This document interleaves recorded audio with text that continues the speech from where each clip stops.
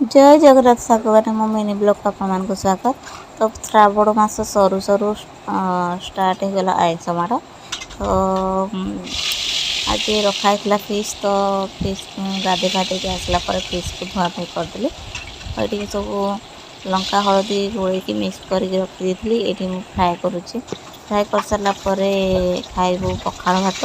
तो ये फटाफट फ्राए कर नौकि आठ पखाड़ भात साइड लुण लंका माछ नहीं कि पलि आसले आ बाबू खाइलु। आईटा हूँ माछ सब छाणी थी।